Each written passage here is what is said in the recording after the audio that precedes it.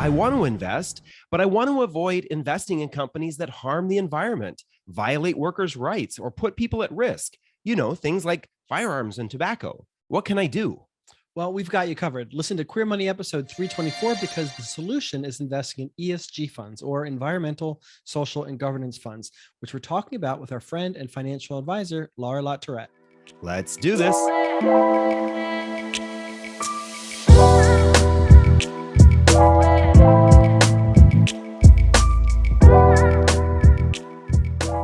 Welcome, Laura LaTourette, to the show. After all these years of watching you on Twitter and exchanging social media messages back and forth, we finally get to put a face to the words. Thank you, guys. So nice to meet you and see your faces as well. Of course. We're excited for this conversation. For those of you who've been paying attention to the Queer Money podcast for the last 5+ years, you've noticed over the time frame, we've started to get more into investing and trying to talk specifically about investing topics that you yourselves have told us that you're interested in. And today we're talking about the exciting topic of socially responsible investing.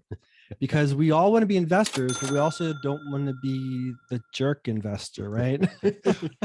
We want to do the good stuff. We want to steer clear of the bro mentality that is in investing. So Laura is going to give us the 411 on all things socially responsible investing. So welcome to the show. Good to have you. Thank you so much. It's good to be here.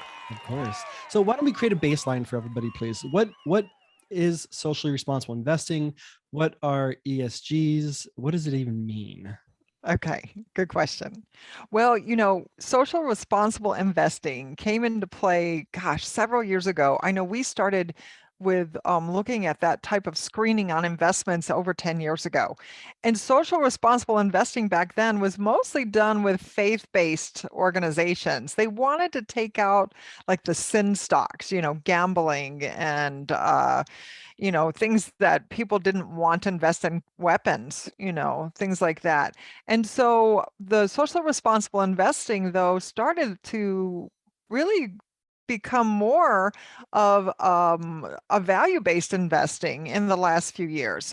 We have seen it now transcend into environmental, social, and governance. And that ESG is really starting to take hold with mainstream America. That's what we're wanting to call it. We want to really look at investments that help sustainability for sure, but also looking at things that will help the environment or not hurt it. Social issues and human rights issues have become something that we're very invested in and want to learn more about. And we really want to invest in companies that have a good track record in social issues. And then governance. How do they run their boards? How do they run their companies? Do they have good benefits for LGBTQ clients, our investors? Do they have good benefits for their employees? Do they have a good way of policy and making management decisions that are equitable and have women rise to the top and have you be able to come to this company and be your whole self? So ESG is now what we really refer to when we're looking at this type of investing. Okay, so I don't know if I don't know if I buy this. You're telling me I can invest in these capitalistic companies who are trying to make money and increase their shareholder value, and I can still be able to feel good about myself and sleep at night? Yes.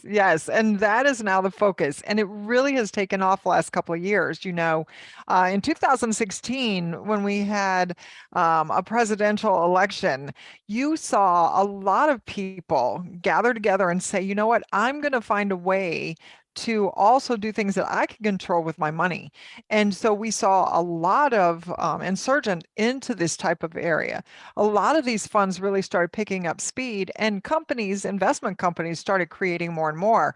The last 2 years, because of the pandemic, there was like a 42% increase in the amount of money going from what we would have said traditional funds into ESG funds. So there's a whole group of people, especially millennials, LGBT, and women, that are saying, I'm going to invest in something that makes me feel good and something that will give an impact, a good impact to the world, and not just invest in something. We're all capitalists. That's what our world is made of. At least in the United States, we're capitalists. So we want to look for something that has a profit, sustainability, and is also good for the earth, for the world, for our People, country, and for everybody. Yeah. us. Yeah. Awesome. It's interesting you made that comment. We are actually going to be recording an episode later on today with another guest talking about capitalism versus anti-capitalism.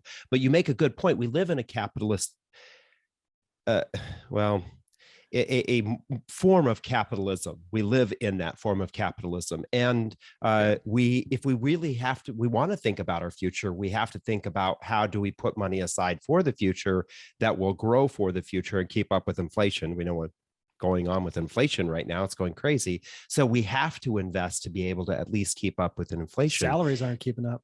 and then, but if you don't feel comfortable investing in companies like ExxonMobil or Northrop Grumman that builds nuclear missiles, right? If you don't feel comfortable investing in these kind of companies, you don't want to be on that side of capitalism. It sounds like there's maybe, this is kind of a crazy way to think of it, the softer side of capitalism, or the more side, the more value-based, the more socially conscious side, the compassionate side of capitalism, where we can align our values with where we put our money.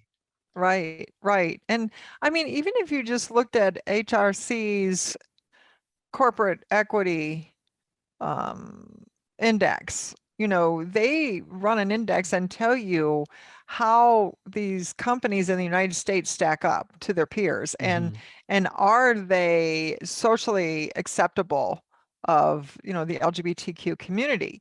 So when you're thinking about ESG, think about it, it's not really a strategy, it's another screening of risk. What we're wanting to do is evaluate risk of the company to make sure that the profits are better. So it's not really a way to just have a strategy. You start with the same types of analytics. You get your universe of your companies, and then you whittle it down to profitability and look at expenses and look at all the different, quantitative measurements. And then you put it through the ESG screen. So I think some people think you start with ESG and work backwards. And really what happens most of the time is you start with the universe and work forward. And then the ESG screen says, what types of risks do we see this sector are going to have as an issue, and how well are they mitigating those risks for long-term growth, for long-term sustainability? And so some of them do better than others. Some of them are really leaders. Some of them are average and do okay. And some of them are real laggards. They're just not paying attention to it. Well, that hits their bottom line and profitability, issues in the future. So it really is another measurement of risk, not necessarily just a strategy. Got you. Okay, I like the way you explain that, because I've always looked at it more of a strategy. But if you're in investing long enough, or especially if you do any sort of analytics, you're always looking at various risk metrics. So this is just one more filter that you would add to your spreadsheet. Right. And it's not even just qualitative, in their annual reports and things like that. They do start to list some of these things, and there's, governmental regulations requiring disclosure. There's regulations on, what they need to do as far as environmental standards, and those kinds of things. So you're measuring some of those things so that you can understand how will they continue to make profit. Right. Yeah. You bring up a good point here too about the future, the potential risks, because if a company today is doing okay or is behind the curve when it comes to certain things socially, it's quite possible that someone at that company may do or say something, or the company itself may put out a product or get into the marketing of a product that is all of a sudden looked down on by society, right? They may say something. We've seen this happen. A corporate leader comes out and says something, and immediately that stock loses 2, 3, 5, 10% because everybody all of a sudden is like, I don't want to be associated, or I Don't don't be want so to be hard on investing in that Elon. He's company. having a tough couple weeks. Yeah. Exactly. So Yeah, so it all matters. It's not just soft data. I mean, it really does all matter. Yeah, and that's good to know, actually, because I think, to your point, they think it's the softer side of investing, but I think some people might be thinking that the returns are going to be softer as well. And so am I giving up a better ROI to try to save the earth, or help, to help people? Yeah, And you're and saying when that the two aren't mutually exclusive. Yeah, we're not really giving up performance either. I think that's a misnomer. In the past, maybe we had excluded some of the companies that during a certain period of time, the sector was doing well. So yeah, if you're really opposed to energy and you don't want that in your portfolio, and you have enough money to be able to buy individual stocks, maybe you're not buying energy, and you might miss out on the surge when the gas prices are like they are today.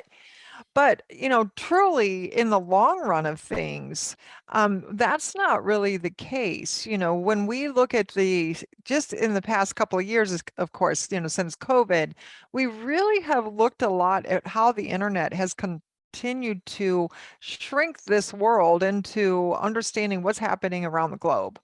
And the more we understand what's happening around the globe, the more we demand fairness and equal rights and want to see justice in the world. So you saw a lot of people take money and put it into these type of funds. So remember, in capitalism, it's supply and demand, right? We have supply and demand. It's not necessarily always that this company that makes widgets, it's going to be something I'm going to buy all the time. If the value of those widgets have gone down and I see something over here to buy, I'll probably sell it and go over here, hopefully not at the bottom and buy at the top. But that's how we do it. So the reason why some of what we see with performance that's gone up in the last couple of years is because people now are saying, I'm not going to do this anymore.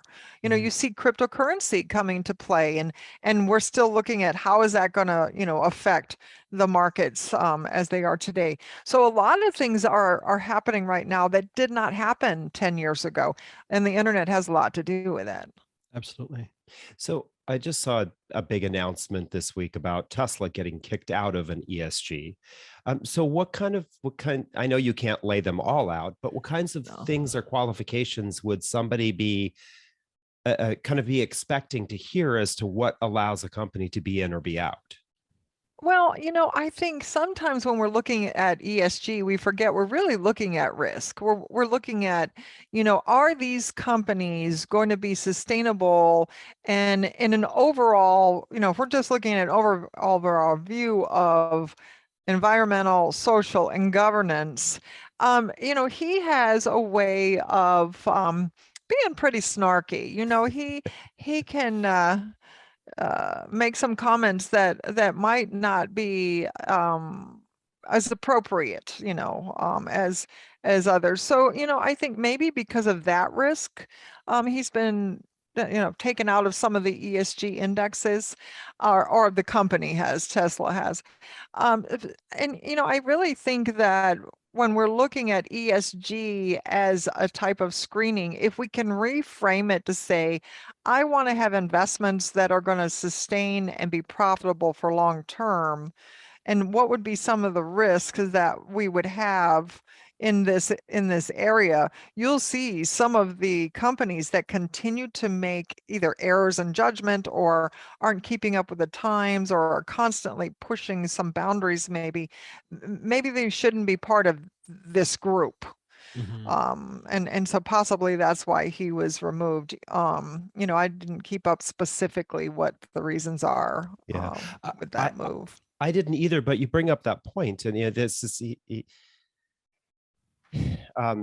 Elon Musk has a tendency to say what he thinks without maybe using a filter to determine whether or not that's appropriate thing to say and how it might impact shareholders, right? So there's maybe a governance issue there, right? Of what the CEO of the company is allowed to say or should say, and so maybe that's part of why, and that's, I think, kind of speaks to your point of this. There is risk associated with these things.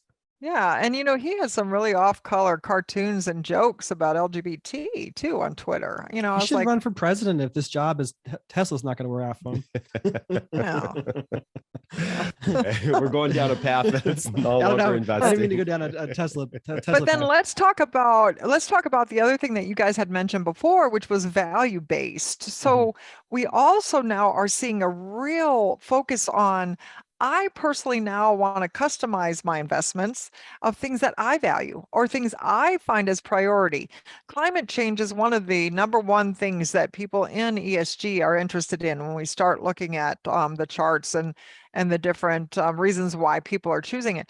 But there are other things. Maybe I think it's really important to have LGBTQ on, top of the line. I want to make sure all the companies I invest in are on HRC's list, 100%, period.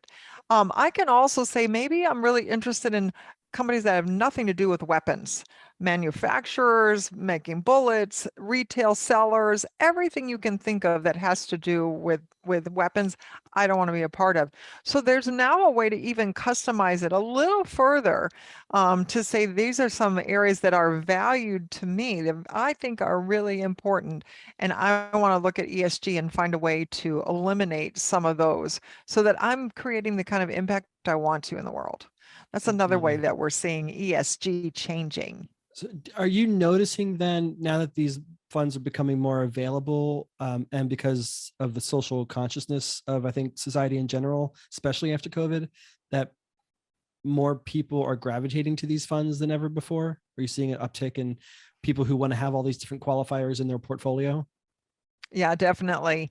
Definitely. We added ESG to our traditional portfolios about 5 years ago because they were just doing a great job globally. And I said, I can't, as a fiduciary, I can't just eliminate this and have a personal opinion. If I see something in the marketplace that will do a really good job for my clients, I've got to make sure that I am embracing that and learning about it. When you start looking at the studies of ESG and who wants it and who doesn't, and all those other discussions, most people in the United States, no matter their generation, they like the idea of ESG. Mhm. It's the financial advisors who don't want to change. That's what we're seeing. The financial Really? advisors Interesting. are saying, "Oh, you don't need that," or "Oh, you're not going to have enough performance," or "Oh, we don't want to worry about that." But the investors themselves, for the most part, are like, no, that really is important to me. And I think I do want to learn more about that.